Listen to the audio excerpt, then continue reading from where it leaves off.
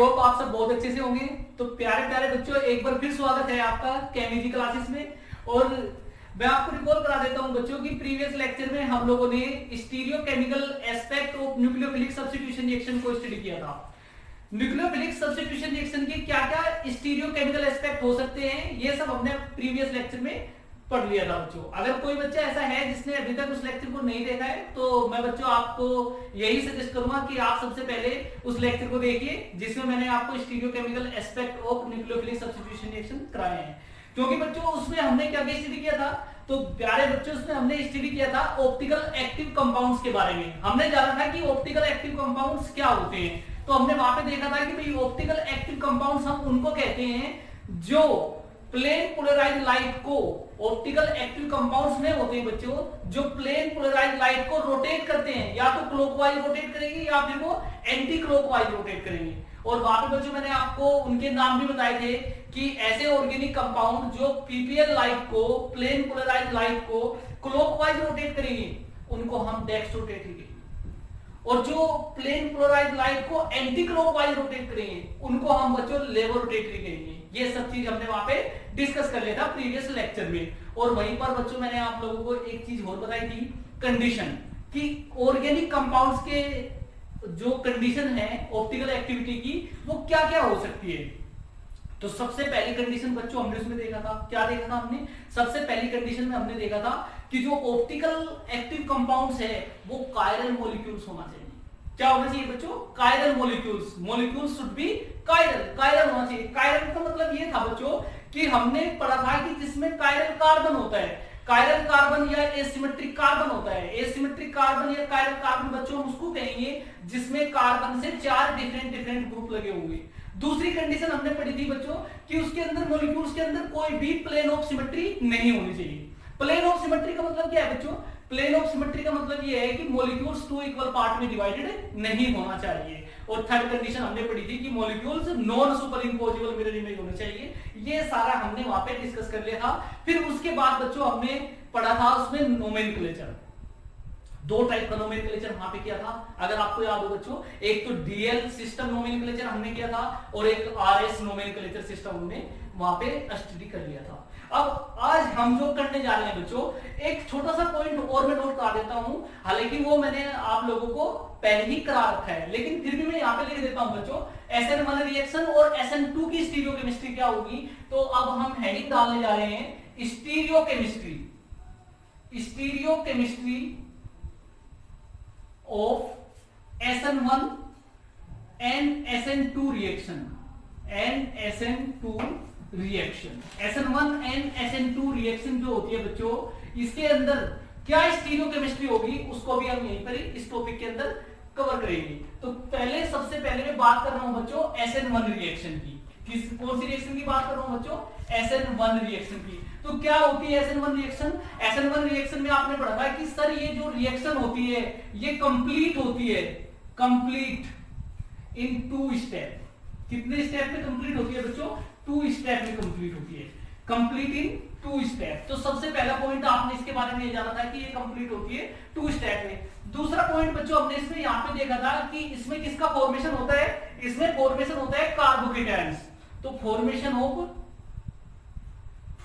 Of carbocation, carbocation का formation होता है बच्चों इसमें SN1 रिएक्शन में। और बस यहीं पर ही स्टीरियोकेमिस्ट्री अप्लाई होगी, वही हमें समझना है कि कार्बोकेटायन, कार्बोकेटायन बच्चों, कार्बोकेटायन अगर कार्बन के ऊपर पॉजिटिव चार्ज होता है, ठीक है, और बच्चों इस पे पॉजिटिव चार्ज होगा, 3 बॉन्ड ये बनाता है, इस पर sp2 हाइब्रिडाइजेशन होता है। तो देखो 1 सिग्मा बॉन्ड, 2 सिग्मा बॉन्ड और 3 सिग्मा बॉन्ड। तो कैसा होता है बच्चों, sp2 हाइब्रिडाइजेशन। तो ये जो होता है sp2 हाइब्रिडाइजेशन होता है, ये कार्बन पर sp2 हाइब्रिडाइजेशन होगा, इसको हमने क्या कहा था, कार्बोकेटायंस। तो SN1 रिएक्शन के अंदर कार्बोकेटायंस का फॉर्मेशन होता है और कार्बोकेटायंस पर sp2 हाइब्रिडाइजेशन होता है। तो ये कैसा होता है बच्चों, ये जो होता है बच्चों ये प्लेनर होता है। कैसा होता है बच्चों, ये प्लेनर होता है। तो मैं इसको एक प्लेन में दिखा दिया आपको। इसकी जो ज्योमेट्री होती है वो कैसी होती है बच्चों, बिल्कुल एक प्लेन में होता है। जैसे आपका जो फैन होता है, जो पंखा होता है, बिल्कुल ऐसे ही होता है, एक प्लेन में होता है, ठीक है बच्चों। अब जो इस पर न्यूक्लियोफाइल अटैक करता था उसके पास 2 पॉसिबिलिटी थी। कैसे बच्चों, जो आपके पास न्यूक्लियोफाइल था, मैं OH नेगेटिव यहां मान लेता हूं, न्यूक्लियोफाइल है, तो इसके पास पॉसिबिलिटी है कि ये इधर से अटैक कर सकता है। इसके पास पॉसिबिलिटी है कि बच्चों ये इधर से भी अटैक कर सकता है, क्योंकि इधर भी ग्रुप है, इधर भी ग्रुप है, इधर भी। तो कहां से, जो प्लेन होता है उसके ऊपर से भी अटैक कर सकता है, प्लेन के नीचे से भी अटैक कर सकता है। तो इसलिए यहां पर क्या होता है बच्चों कि जो 50% चांस तो ये होते हैं कि ये मॉलिक्यूल्स प्लेन के ऊपर से अटैक करें। मान लीजिए अगर मैं इसको दिखाऊं, 50% चांस क्या है इसके कि ये जो OH है ये कहां पे अटैच हो, इस साइड। इधर बच्चों मैंने कुछ भी नहीं लिखा है, इसका मतलब इधर कोई भी ग्रुप अटैच होंगे, बस हम इसी की बात करेंगे। तो 50% चांस तो है कि OH इस साइड से जुड़ जाए, जिसको हम अबाउ द प्लेन कह रहे हैं, और 50% चांस है कि जो न्यूक्लियोफाइल है वो कहां से, बिलो द प्लेन जुड़ जाए। तो आपका दूसरा जो कंपाउंड बनता है बच्चों, दूसरा कंपाउंड क्या बनेगा, दूसरा कंपाउंड बनेगा कि OH कहां जाए, इस साइड, ठीक है ना। तो ये 4 बॉन्ड इसके कंप्लीट हो जाते हैं यहाँ पे।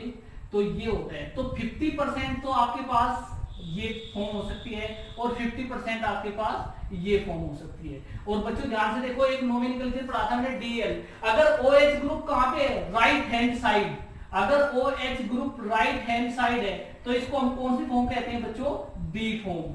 कौन सी फॉर्म कहते हैं इसको, D फॉर्म। अगर OH group left hand side है, OH ग्रुप अगर बच्चों कहां पे है, लेफ्ट हैंड साइड, तो इसको हम कहेंगे क्या बच्चों, L फॉर्म। तो 50% चांस होते हैं यहाँ पे L फॉर्म बनने के, और 50% D फॉर्म और 50% L फॉर्म का जो मिक्सचर होता है बच्चों, इसी को ही हमने एक नाम और बताया था आपको, क्या बोलते हैं इसको, रेसिमिक मिक्सचर। इसी को हम कहते हैं बच्चों रेसिमिक मिक्सचर, रेसिमिक मिक्सचर इसको हम बोलेंगे, रेसिमिक मिक्सचर इसको बच्चों के, ठीक है। तो इसको हम क्या कहेंगे, रेसिमिक मिक्सचर, इसको हम नाम दे दें। 50% D form, 50% L form, 2 chance होते हैं। तो जब भी स्टीरियोकेमिस्ट्री की बात आती है तो यहाँ पे पूछा जाता है कि SN1 रिएक्शन की स्टीरियोकेमिस्ट्री क्या होती है, तो हम कहते हैं बच्चों कि इसमें रेसिमिक मिक्सचर बनता है, क्योंकि 50% D फॉर्म बनती है या 50% L फॉर्म बनती है, दोनों की पॉसिबिलिटी 50-50% होती है। और मैं इसकी डेफिनेशन भी यहाँ पे लिखवा देता हूँ कि रेसिमिक मिक्सचर क्या होता है। इसकी डेफिनेशन बच्चों में यहाँ पे लिखवा रहा हूँ, रेसिमिक मिक्सचर। रेसिमिक मिक्सचर की डेफिनेशन भी आपसे पूछ ली जाती है, तो मैं लिखवा रहा हूं, the equimolar mixture, the equimolar mixture of, the equimolar mixture of 50% D form, 50% D form and 50% L form, and 50% L form known as racemic mixture. इसी को हम कहते हैं बच्चों रेसिमिक मिक्सचर, इसको हम कहेंगे, जिसमें 50% D फॉर्म होगी, 50% L फॉर्म होगी। तो आपको जो पॉइंट याद रखना है वो ये रखना है कि जो SN1 रिएक्शन होती है इसके अंदर रेसिमिक मिक्सचर बनता है। रेसिमिक मिक्सचर क्या होता है, the equimolar mixture of 50% D form and 50% L form, इसको हम कहते हैं। और इसको बच्चों हम बोलते हैं 100% रेसिमाइजेशन। ये वर्ड भी लिखा हुआ मिलता है बच्चों आपको, 100% रेसिमाइजेशन किस रिएक्शन में होता है, तो हम कहेंगे SN1 रिएक्शन के अंदर होता है। तो ये स्टीरियोकेमिस्ट्री थी। क्यों 2 प्रोडक्ट बनते हैं, क्योंकि यहाँ पे कार्बोकेटाइन का फॉर्मेशन होता है, जिससे उसकी शेप कैसी होती है बच्चों, ज्योमेट्री कैसी होती है, प्लेनर। तो जो न्यूक्लियोफाइल है वो अबाउ द भी अटैक कर सकते हैं, बिलो भी अटैक कर सकता है। तो इसलिए यहाँ पे 2 प्रोडक्ट बनने की पॉसिबिलिटी इक्वल होती है, एक D फॉर्म बनती है, दूसरी L फॉर्म बनती है। तो ये थी बच्चों स्टीरियोकेमिस्ट्री ऑफ SN1। ऐसे ही मैं बच्चों स्टीरियोकेमिस्ट्री ऑफ SN2 के बारे में बात कर लेता हूं। SN2 में आपने देखा था बच्चों कि ये किस स्टेप में कंप्लीट होती है बच्चों, कंप्लीट होती है 1 स्टेप में only, complete in 1 step, complete in 1 step, 1 step के अंदर कंप्लीट होती है। इसमें न्यूक्लियोफाइल का अटैक होना और लिविंग ग्रुप का बाहर निकलना दोनों बच्चों साइमल्टेनियसली होते हैं, और यहाँ पर कोई कार्बोकेटाइन का फॉर्मेशन नहीं होता। यहाँ पर जो सीधी बनती है, एक ट्रांजिशन स्टेट बनती है, ठीक है बच्चों। तो यहाँ पर क्या होता है कि अगर हमारे पास मॉलिक्यूल ये है CH3, मैं मान लेता हूं कि बच्चों आपके पास ये मॉलिक्यूल्स है, ये CH3, इसको मैंने ऐसे जोड़ दिया CH3 और यहाँ पे Cl लगा दिया, CH3 Cl, इसको ऐसे लिख लिया मैंने मिथाइल क्लोराइड को। और इस पर जो न्यूक्लियोफाइल अटैक करता है बच्चों, न्यूक्लियोफाइल कहां से अटैक करता है, देखो न्यूक्लियोफाइल फ्रंट साइड से अटैक नहीं करता, क्योंकि आगे से तो ये ग्रुप क्या हो रहा है बच्चों, लिविंग ग्रुप का निकलना और न्यूक्लियोफाइल का अटैक होना एक साथ होता है, ये दोनों काम। तो ये बाहर निकलेगा और सामने से ही आ रहा है तो पॉसिबल नहीं है, तो इसलिए ये अटैक कहां से करेगा बच्चों, ये अटैक करेगा हमेशा कहां से, बैक साइड से। तो आपके पास क्या बनेगा, इसका न्यूक्लियोफाइल का अटैक करना, लिविंग ग्रुप का बाहर निकलना एक साथ होता है, इसमें बनती है ट्रांजिशन स्टेट। तो फाइनली बच्चों आपके पास जो प्रोडक्ट बनेगा वो कैसे बनेगा, प्रोडक्ट बन जाएगा आपके पास, देखो H एडिटिव रहेगी, ये जो भी ग्रुप यहाँ पे बनने लगे हैं, और OH कहां जुड़ेगा, हमेशा बैक साइड जुड़ेगा।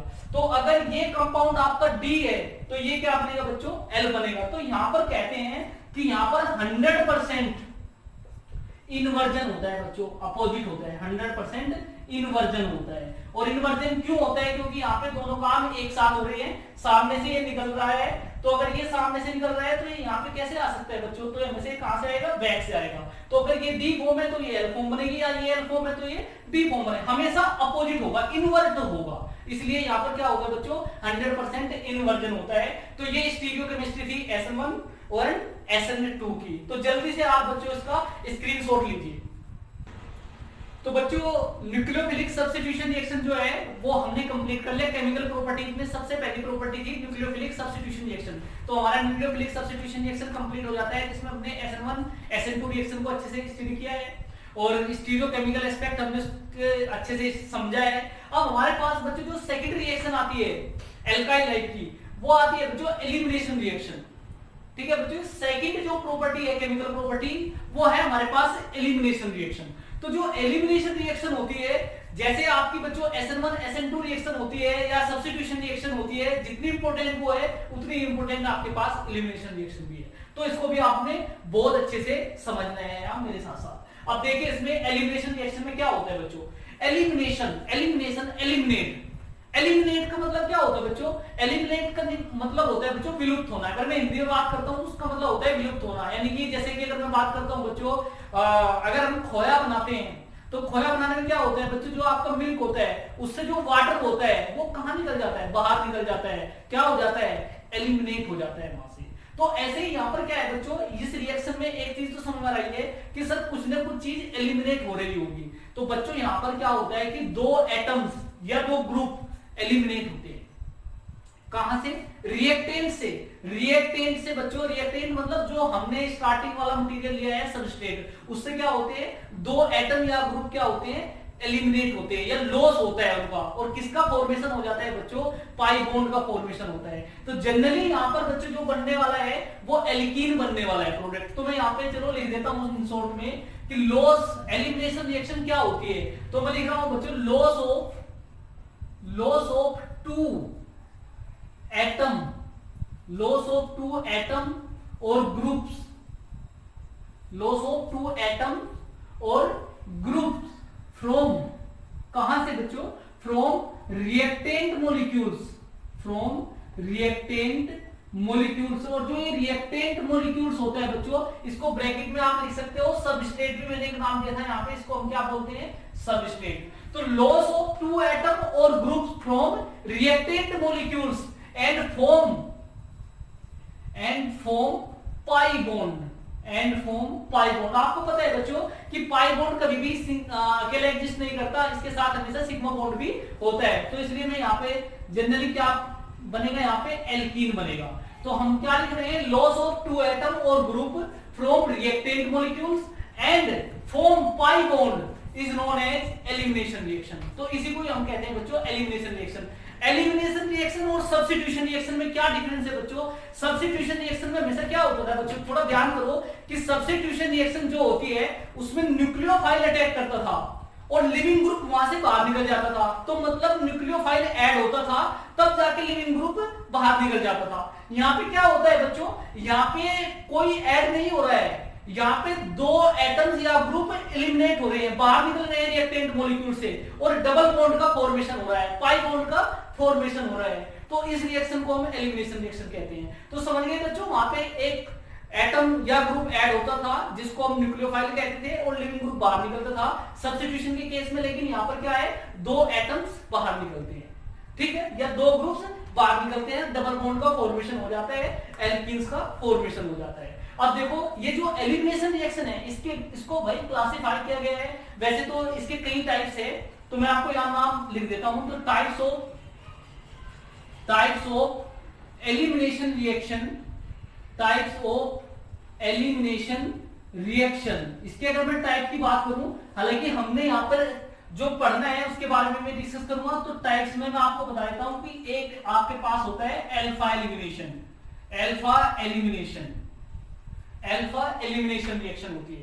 एक होती है आपके पास बीटा एलिमिनेशन रिएक्शन, एक होती है बच्चों आपके पास बीटा एलिमिनेशन रिएक्शन, और एक होती है बच्चों आपके पास gamma elimination reaction. Gamma elimination reaction, gamma elimination reaction, gamma elimination reaction. तो एक बार स्पेलिंग का बच्चों थोड़ा ध्यान रखना है आपने कि टाइप्स ऑफ एलिमिनेशन रिएक्शन जो होती है, टाइप्स ऑफ एलिमिनेशन रिएक्शन में हम मेजरली कितने टाइप करते हैं बच्चों? 3 टाइप के, alpha elimination reaction, beta elimination reaction और गामा एलिमिनेशन रिएक्शन। लेकिन हमारे जो काम की है तीनों में से, या जो हमारे क्वेश्चन बनेंगे आपके, चाहे नीट का एग्जाम हो या फिर जेईई मेंस की मैं बात करता हूं या सिंपल आपके बोर्ड की बात करता हूं, तो आपके जो जितने भी क्वेश्चन बनेंगे वो सारे बीटा एलिमिनेशन रिएक्शन पे बनेंगे। और बच्चों इसी को ही हमने डिटेल में पढ़ना है। गामा एलिमिनेशन भी आपके कोर्स में नहीं है, इसको भी हमने नहीं पढ़ना है, और अल्फा एलिमिनेशन कुछ ज्यादा है नहीं, लेकिन फिर भी मैं आपको थोड़ा सा इसके बारे में बता देता हूं कि है क्या अल्फा एलिमिनेशन।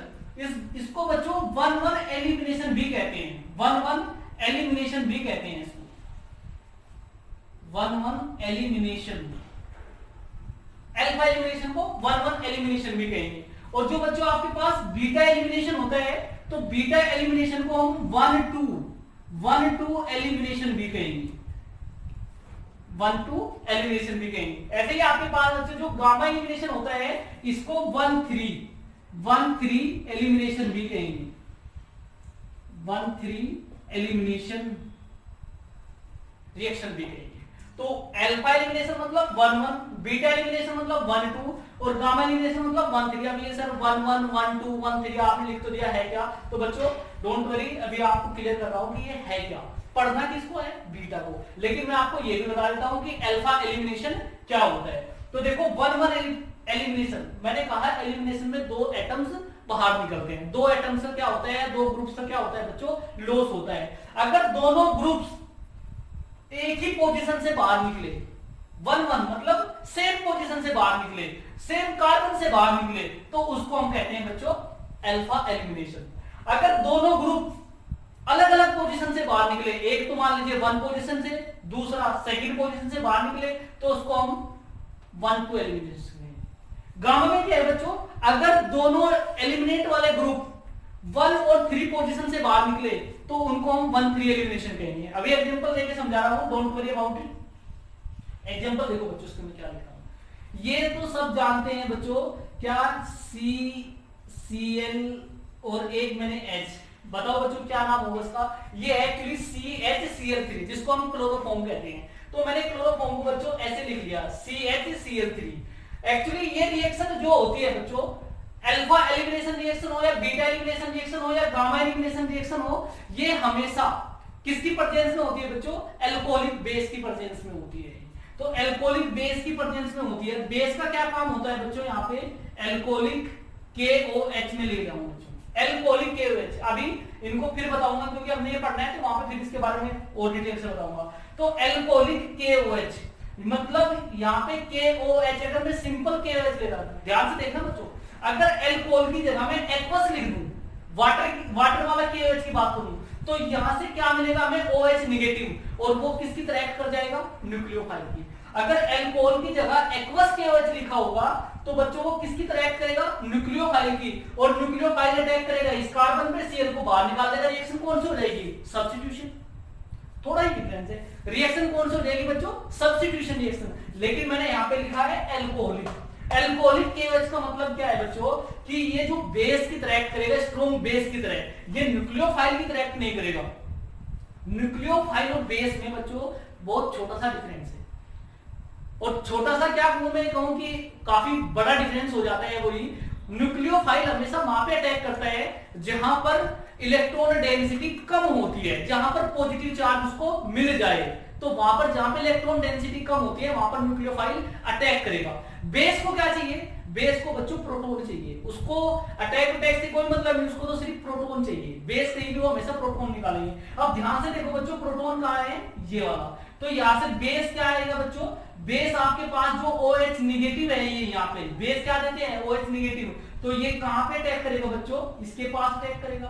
तो जैसे ही ये बेस इसके पास अटैक करेगा तो ये कहां जाएगा बच्चों, इसके पास जाएगा।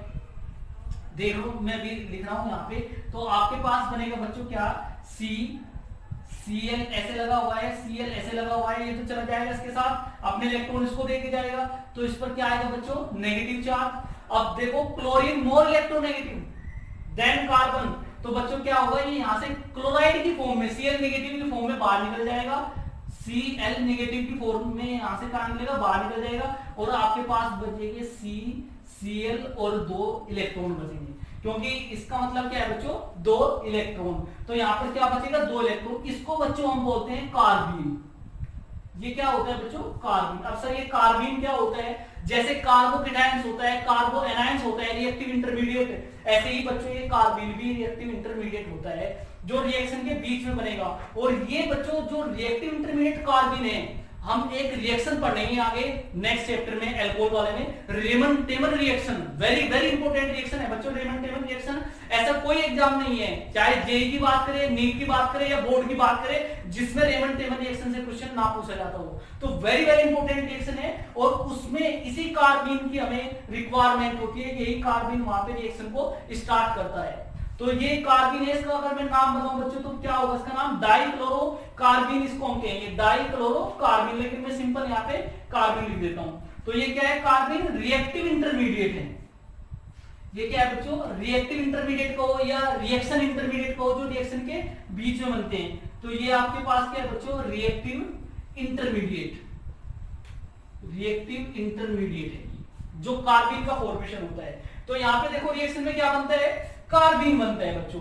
ये बॉन्ड कहां पे चले गए, यहाँ पे 2 इलेक्ट्रॉन्स की फॉर्म में, तो यहाँ पे कार्बीन का फॉर्म होता है। तो इसके बारे में हमने ज्यादा नहीं पढ़ना है बच्चों, क्योंकि ये रिएक्शन में ऐसा कुछ है नहीं। और देखो 1-1 एलिमिनेशन भी होगा, क्लोरीन भी कहां से बाहर निकला है, इस कार्बन से, हाइड्रोजन भी कहां निकला है, इस कार्बन से। तो एक ही पोजीशन से, 1 पोजीशन से Cl बाहर निकल रहा है, 1 पोजीशन से ये हाइड्रोजन बाहर निकल रहा है। तो इसलिए हम इसको कहते हैं बच्चों 1-1 एलिमिनेशन रिएक्शन। हमने पढ़ना किसके बारे में है, उसको मैं सबसे लास्ट में बताऊंगा, बीटा एलिमिनेशन के बारे में हमने पढ़ना है। अब इसकी भी बात कर लेते हैं, गामा एलिमिनेशन। गामा एलिमिनेशन में क्या होता है बच्चों, ये एग्जांपल में लिख रहा हूं यहाँ पे CH2 CH2 CH2 Br 1 2 3, और यहाँ पे क्या है बच्चों, Br, ये मैंने ऐसे लिख दिया। तो अल्फा पार्ट देखो, अल्फा बीटा को भी हम कंसीडर कर सकते हैं, कैसे बच्चों, जहां पर हेलोजन एटम लगा होता है उसको हम अल्फा कहते हैं, हेलोजन एटम इससे जुड़ा है। अगर आप इससे इधर से नंबरिंग करोगे तो ये अल्फा, ये बीटा, ये गामा। अगर मैं यहां से नंबरिंग करता हूं तो ये अल्फा, ये बीटा, ये गामा। या फिर मैं कहूं ये फर्स्ट कार्बन, ये सेकंड कार्बन और ये थर्ड कार्बन। तो बच्चों गामा एलिमिनेशन में क्या होता है कि यहां से 1 पोजीशन से और थर्ड पोजीशन से ये दोनों एटम बाहर निकल जाते हैं, दोनों हेलोजन एटम बाहर निकल जाते हैं, और यहाँ पर साइक्लिक प्रोडक्ट बन जाता है। यहाँ पर क्या बनता है बच्चों, यहाँ पर जो बनता है वो साइक्लिक प्रोडक्ट बनता है, CH2 CH2 CH2, ये साइक्लिक प्रोडक्ट बनते हैं बच्चों यहाँ पे। तो गामा एलिमिनेशन रिएक्शन इसलिए +2 के कोर्स में नहीं कराया जाता, क्योंकि यहाँ पर ये क्या है, साइक्लिक प्रोडक्ट बनते हैं, तो यहाँ से हमारा कोई क्वेश्चन यहाँ पे पूछा नहीं जाता। हायर क्लासेस में जाके आप बीएससी एमएससी में इसको पढ़ते हो गामा एलिमिनेशन क्या है। तो हमारे जितने भी क्वेश्चन बनेंगे बच्चों वो बीटा एलिमिनेशन से बनेंगे। अल्फा एलिमिनेशन में कुछ ऐसा है नहीं, क्योंकि एक ही पोजीशन से ले रहे हैं, तो और बहुत सारे कोई कंपाउंड है नहीं। गामा एलिमिनेशन में साइक्लिक कंपाउंड बनते हैं, साइक्लिक प्रोडक्ट बनते हैं। अब हमने पढ़ना है क्या बच्चों, बीटा एलिमिनेशन, जिसमें एल्कीन का फॉर्मेशन होता है। तो अल्फा एलिमिनेशन आप समझ गए होंगे किसको 1-1 क्यों कहते हैं, क्योंकि 1 पोजीशन से हाइड्रोजन, 1 पोजीशन से ही Cl बाहर निकल रहा है। इसको 1-3 क्यों कहते हैं, क्योंकि 1 और 3 पोजीशन से एटम्स बाहर निकल रहे हैं। ठीक है बच्चों। और गामा क्यों कह रहे हैं, क्योंकि देखो एक दूसरे alpha beta gamma, gamma position इधर से है, अल्फा बीटा गामा, तो गामा पोजीशन पे ही रिएक्शन हो रही है बच्चों। यहाँ पे किस पोजीशन पे हो रही है, अल्फा पोजीशन पर, तो इसलिए हम इसको अल्फा एलिमिनेशन, इसको गामा एलिमिनेशन। तो आप जल्दी से इसका बच्चों स्क्रीनशॉट लीजिए, फिर उसके बाद डिटेल में, क्योंकि हमने क्या पढ़ना है, बीटा एलिमिनेशन। तो बीटा एलिमिनेशन को मैं आपको डिटेल में करवा रहा हूं। तो बच्चों अब हम पढ़ने वाले हैं कौन सी, बीटा एलिमिनेशन रिएक्शन। इसको हम डिटेल में पढ़ेंगे, बीटा एलिमिनेशन रिएक्शन क्या होती है। और बीटा एलिमिनेशन रिएक्शन को बच्चों क्या बोलेंगे, 1-2 एलिमिनेशन रिएक्शन भी इसको कहते हैं। दोनों नाम आपने याद रखने हैं, बीटा एलिमिनेशन रिएक्शन और 1-2 एलिमिनेशन रिएक्शन बच्चों एक ही है। तो देखो ये रिएक्शन, यही हमने डिटेल में पढ़नी है, इसी बच्चों आपके सारे क्वेश्चन पूछे जाते हैं। तो देखो मैं यहाँ पे कुछ लिख रहा हूं CH3 CH2 Cl, ये एल्काइल लाइव लिया है बच्चों मैंने, CH3 CH2 Cl, और इस पर बच्चों मैंने लिखा है एल्कोहलिक KOH। क्या लिखा है? Alcoholic KOH। देखो बच्चों सब्स्टिट्यूशन रिएक्शन में और एलिमिनेशन रिएक्शन में मैंने आपको पहले भी बताया है, अब फिर बता रहा हूं कि अगर एल्कोहलिक KOH हुआ, बस आपने ये वर्ड देख लेना है बच्चों, एल्कोहलिक KOH हुआ तो रिएक्शन आपकी एलिमिनेशन ही होगी। अगर एक्वस KOH हुआ तो बच्चों रिएक्शन आपकी सब्स्टिट्यूशन हो जाएगी, क्योंकि तब KOH किसकी तरह एक्ट करता है? As a nucleophile. और अगर एल्कोहलिक KOH है तो बच्चों ये एक्ट करेगा किसकी तरह? एज ए बेस की तरह। और बेस को क्या चाहिए? बेस को बच्चों चाहिए होता है प्रोटोन। अब देखो प्रोटोन कहां है? सबसे पहले तो मैं अगर बात करूं पोजीशन कहां से देंगे बच्चों, जहां पर ये आपका हेलोजन एटम जिस कार्बन से जुड़ा होता है तो उसको हम फर्स्ट मानते हैं। ये फर्स्ट है, ऐसे तो हमने आईपीएससी नोमेनक्लेचर में सीखा है। तो ये फर्स्ट है, ये सेकंड है, ये तो मैंने 1 2 3 के अकॉर्डिंग नंबरिंग की है। अगर बच्चों में अल्फा बीटा के अकॉर्डिंग नंबरिंग की तो इसको मैं क्या कहूंगा? इसको मैं अल्फा कहूंगा और इसको मैं क्या कहूंगा? बीटा। तो हमेशा याद रखना है बच्चों आपने कि हमेशा जो बेस होता है उसको जो प्रोटॉन चाहिए होता है तो वो हमेशा बीटा पोजीशन से ही निकालता है, और बीटा पोजीशन से बेस प्रोटॉन को एक्सेप्ट करता है। इसलिए इस रिएक्शन को हम कहते हैं बीटा एलिमिनेशन रिएक्शन, क्योंकि अगर बेस हाइड्रोजन को एब्स्ट्रैक्ट नहीं करेगा बीटा पोजीशन से तो रिएक्शन ही नहीं होगी बच्चों ये, क्योंकि रिएक्शन किस पे डिपेंड कर रही है? बेस पे। तो इसलिए हम इसको कह रहे हैं बीटा एलिमिनेशन रिएक्शन। अब देखो मैं इसको ऐसे लिख सकता हूं क्या बच्चों, यहाँ पे इस CH3 को मैंने यहाँ पे एक H में यहाँ पे लेके चले जाता हूँ नीचे, CH3 हुआ बच्चों अभी भी, CH2 एक H है तो अभी भी CH3 है, सेम बात है।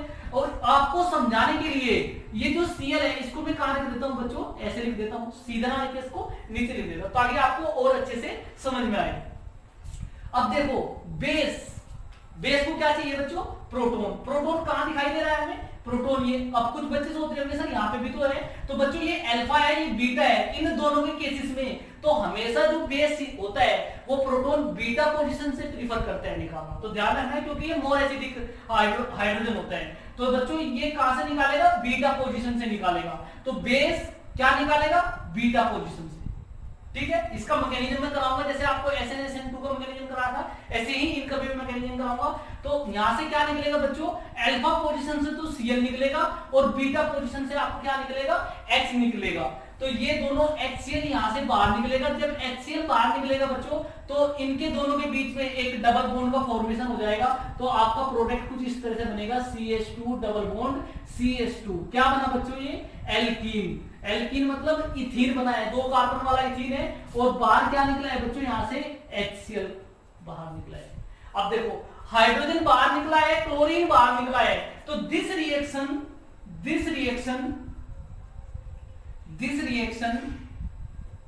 known as डी का मतलब होता है बच्चों रिमूवल, हटना। क्या क्या बाहर निकला है बच्चों? हाइड्रोजन बाहर निकला है और हेलोजन एटम। हेलोजन में कौन सा है बच्चों? क्लोरीन भी हो सकता है। यहाँ पे जैसे मैंने क्लोरीन लिया है तो इसकी जगह ब्रोमीन हो सकता है, आयोडीन हो सकता है। तो डी हाइड्रोजन मतलब हाइड्रो, डी हाइड्रो, और ये क्या है? Halogen, D hydro halogenation reaction भी इसको कहते हैं बच्चों। बहुत इंपॉर्टेंट नाम है, इस नाम से कई बार पूछा गया है डी हाइड्रो हेलोजिनेशन रिएक्शन क्या होती है। एलिमिनेशन रिएक्शन ने रिएक्शन ना लिखकर उसने क्या लिखा है बच्चों? डी हाइड्रो हेलोजिनेशन रिएक्शन लिखा है। तो इसलिए कहते हैं this reaction known as dehydrohalogenation reaction.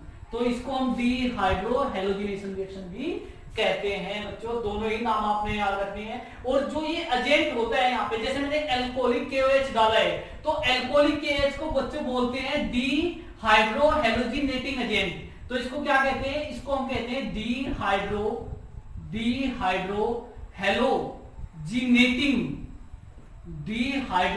हेलोजिनेटिंग agent. तो कहीं कभी हमसे पूछ लिया जाता है कि इस रिएक्शन में डी हाइड्रो हेलोजिनेटिंग एजेंट कौन सा होता है, तो वो होता है बच्चों अल्कोहलिक KOH। तो आपने ये ध्यान रखना है, अगर अल्कोहलिक KOH हुआ तो देखो क्या बनेगा वहां पे बच्चों? रिएक्शन एलिमिनेशन होगी, एल्कीन का फॉर्मेशन होगा। और ये तो आप समझ गए कि इसको 1 2 क्यों कह रहे हैं, क्योंकि 1 और 2 पोजीशन से 2 एटम रिमूव हुए हैं, इसलिए इसको 1 2 कह रहे हैं। बीटा क्यों कह रहे हैं? क्योंकि हाइड्रोजन कहां से एक्सट्रैक्ट हुआ बच्चों? बीटा पोजीशन से। अब नोट करके मैं आपको एक पॉइंट और लिखवा रहा हूं, यहाँ पे नोट करके मैं आपको बता देता हूं कि जैसे आपने ये चीज देख ली कि अल्कोहलिक केएच हुआ तो एलिमिनेशन रिएक्शन होगी, ऐसे और भी एजेंट है क्या सर जिसको देखकर हम बता देंगे कि एलिमिनेशन रिएक्शन होगी, तो डी हाइड्रो हेलोजिनेटिंग एजेंट और भी हो सकते हैं क्या? तो मैं लिख रहा हूं डी हाइड्रो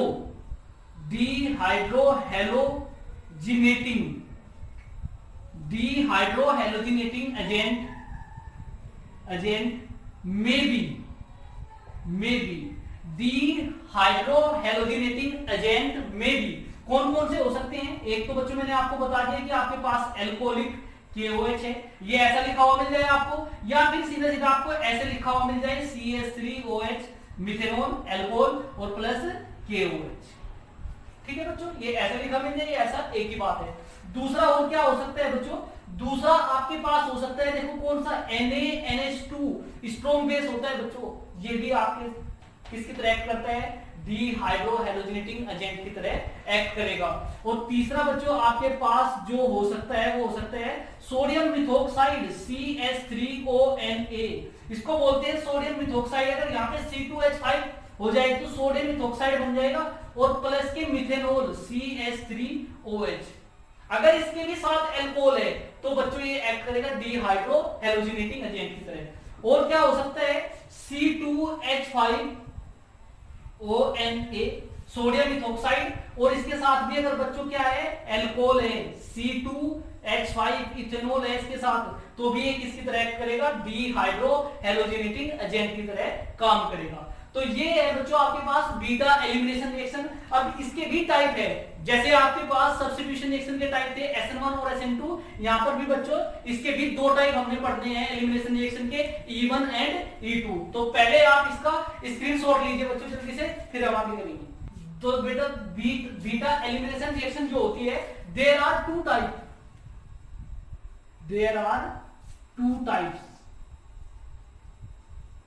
की रिएक्शन होती है। कौन कौन सी? सबसे पहले लिख रहा हूं बच्चों E1 रिएक्शन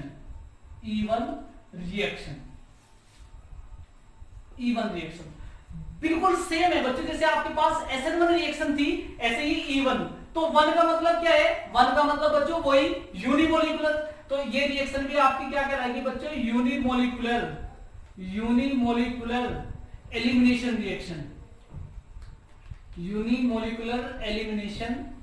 रिएक्शन। अब कुछ बच्चे सोच रहे होंगे सर यूनिमोलिकुलर तो आपने तब कहा था, अगर उसका ऑर्डर 1 हुआ, उसका मोलिकुलरिटी 1 हुई, तो बच्चों बिल्कुल इसका E1 रिएक्शन का ऑर्डर भी 1 होता है। जैसे आपकी SN1 रिएक्शन होती है ऐसे ही बिल्कुल सेम E1 रिएक्शन भी होती है। तो मैं लिख रहा हूं इसमें पहला पॉइंट बच्चों, दिस रिएक्शन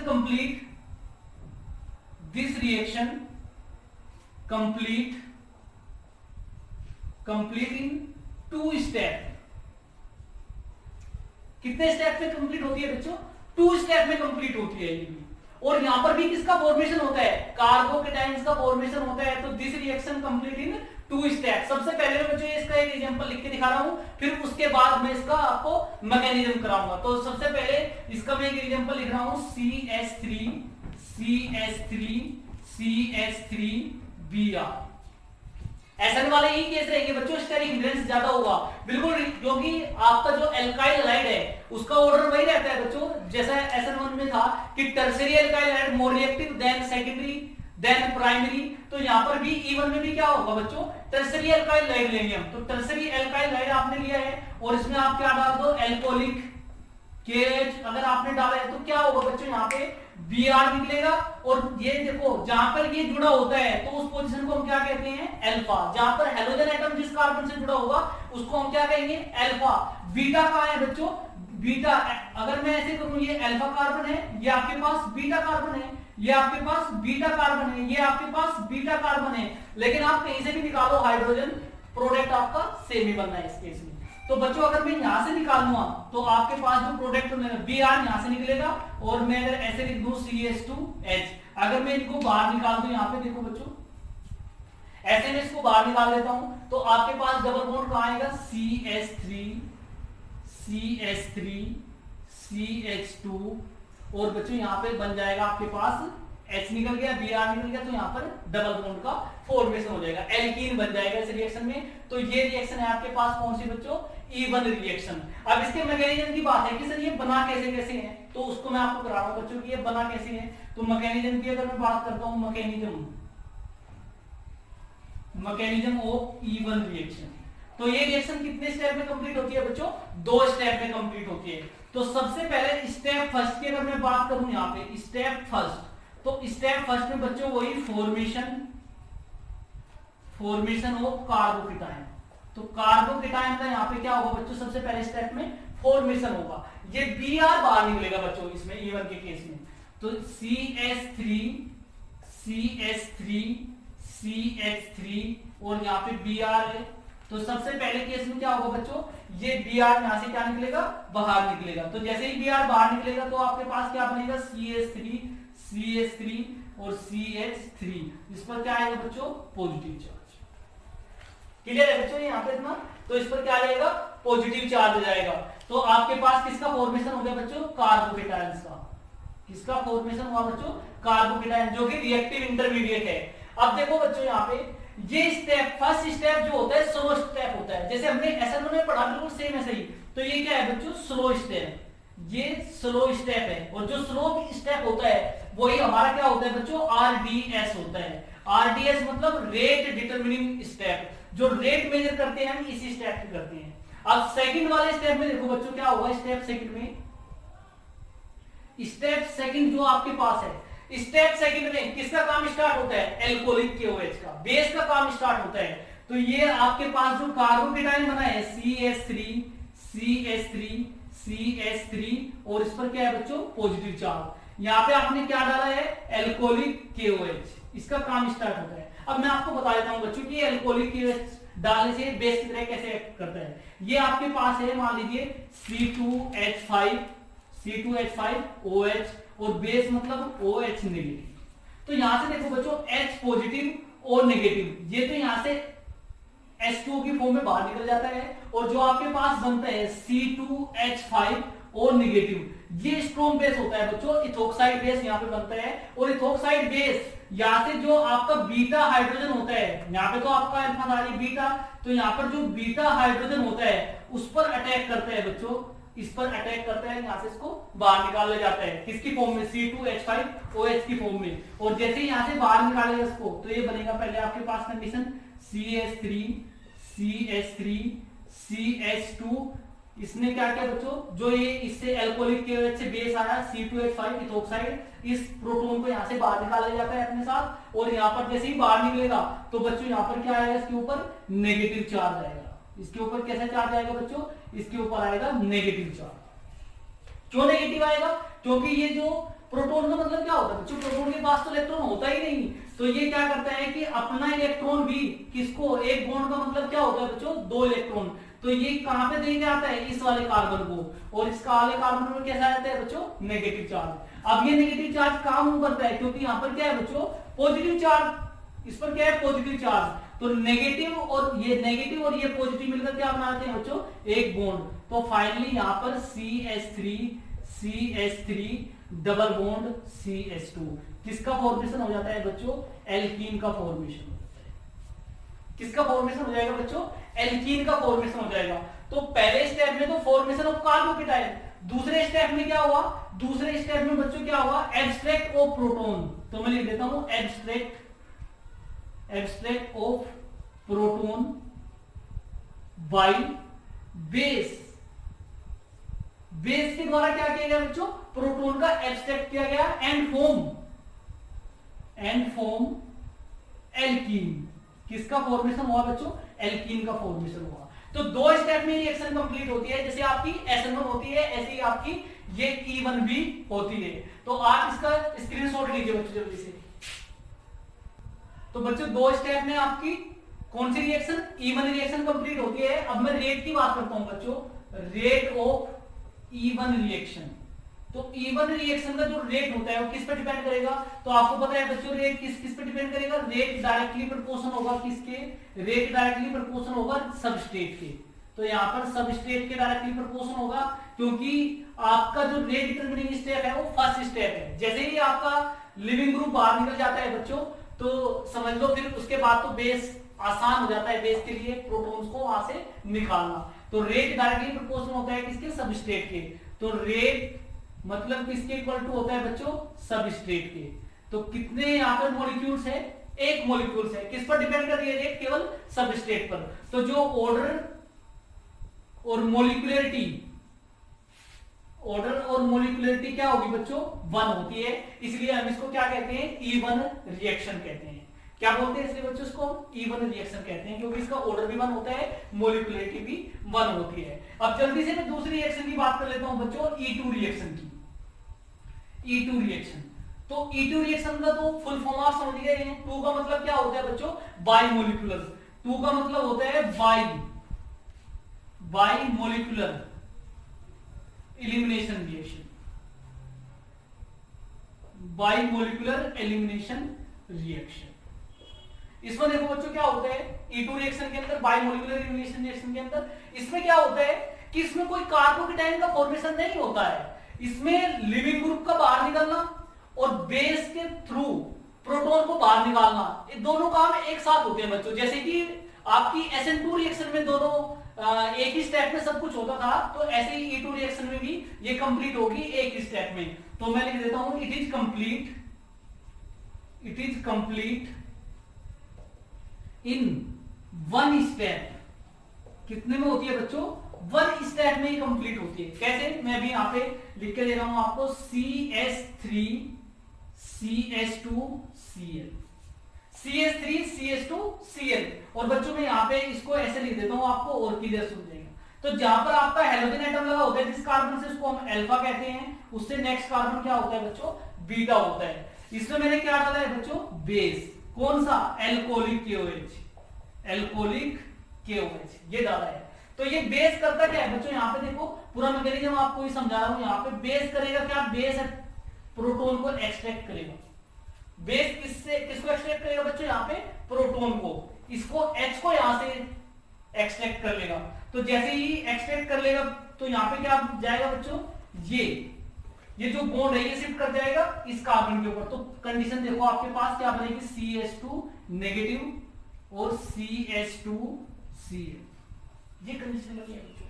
फिर आपके पास क्या होगा कि ये नेगेटिव यहां पे आएगा, इसको बाहर निकाल देगा लिविंग ग्रुप को। तो आपके पास क्या बनेगा, CH2 डबल बॉन्ड CH2। तो किसका फॉर्मेशन होगा बच्चों, एल्कीन का फॉर्मेशन हो जाएगा। तो ये रिएक्शन जो होती है बच्चों कितने स्टेप में होती है, एक ही स्टेप में होती है। अब कुछ बच्चे कहेंगे सर आपने तो 2 स्टेप कर दिए यहाँ पे, एक तो ये स्टेप यहां से यहां तक का हुआ, दूसरा स्टेप आपका यहाँ पे हुआ। एक्चुअली बच्चों ये मैंने आपको समझाने के लिए बताया है कि ये कंडीशन होती है, ये रिएक्शन में एक ही स्टेप में दिखाया जाता है कि ये इस पर अटैक करेगा और ये बॉन्ड यहाँ पर, ये यहां से निकल जाएगा। मतलब इसको हम कैसे दिखा सकते हैं, एक ही स्टेप में CH2H CH2Cl और यहाँ पे आपने लिखा है इसमें एल्कोहलिक KOH। तो बेस क्या करता है बच्चों, जो बेस होता है आपके पास वो इस पर अटैक करता है H पर, इसको लेके जाता है अपने साथ और ये कहां जाता है यहाँ पर, इसको Cl को बाहर निकाल देता है। तो फाइनली आपके पास CH2 डबल बॉन्ड CH2 बनता है। ठीक है बच्चों, तो रिएक्शन तो एक ही स्टेप में। यहाँ पे तो मैंने आपको समझाने के लिए बीच वाला स्टेप लिख दिया, हालांकि आप इसको स्किप कर सकते हैं क्योंकि बेस क्या करता है, बेस यहां से बीटा पोजीशन से हाइड्रोजन को एब्स्ट्रैक्ट करेगा और जैसे ही एब्स्ट्रैक्ट करेगा तो यहाँ पे नेगेटिव चार्ज, या सीधा आप ये कहिए कि ये जो बॉन्ड है ये कहां पे शिफ्ट हो जाएगा, इसके पास, और Cl को बाहर निकाल देगा। जैसे यहाँ पे क्या है, बेस ने इस हाइड्रोजन को एक्सट्रैक्ट किया, ये जो बॉन्ड था ये यहाँ पे जाएगा, तो जैसे ही जाएगा 5 बॉन्ड बन जाएंगे, तो यहाँ से Cl बाहर निकल जाएगा, तो ये बन जाएगा। तो जो आपकी E2 रिएक्शन है बच्चों वो 1 स्टेप में कंप्लीट होती है। अब बात आती है इसकी रेट की, तो रेट किस पर डिपेंड करता है, तो रेट दोनों पर डिपेंड करता है बच्चों। यहाँ पे सबस्ट्रेट पे भी डिपेंड करता है और बेस पर भी डिपेंड करता है। तो जो रेट होता है, रेट ऑफ E2 रिएक्शन, तो E2 रिएक्शन का जो रेट होता है बच्चों, तो रेट आपका दोनों पे डिपेंड करता है, किस पर, सबस्ट्रेट पर भी, और आपका दूसरा डिपेंड करता है बेस पर। सबस्ट्रेट एंड बेस दोनों पे डिपेंड करता है। तो इसलिए जो रिएक्शन का ऑर्डर और जो मोलिकुलरिटी होती है, वो कितनी होती है बच्चों, 2 होती है। इसलिए हम इसको E2 रिएक्शन कहते हैं। इसलिए हम इसको क्या कहेंगे बच्चों, E2 रिएक्शन कहेंगे। तो ये था बच्चों आपके पास बीटा एलिमिनेशन रिएक्शन, जिसमें हमने इसके दोनों पार्ट स्टडी किए, E1 and E2 reaction. E1 क्या होती है उसका सेम मैकेनिज्म भी हमने बता दिया आपको, E2 रिएक्शन क्या होती है उसका मैकेनिज्म भी हमने करवा दिया। अब बच्चों जो नेक्स्ट लेक्चर होगा हमारा, नेक्स्ट वीडियो में मैं आपको इन दोनों में डिफरेंस बताऊंगा, E1 एंड E2, और ऐसे कुछ एग्जांपल आपको कराऊंगा जिसमें एक से ज्यादा प्रोडक्ट बनते हैं, कौन सा उनमें से मेजर होगा, कौन सा उनमें से माइनर होगा, ये सारी चीजें हम वहां पे देखने वाले हैं नेक्स्ट लेक्चर में। तो आज के लिए बच्चों हम इसको इतना ही रखते हैं। Thank you so much.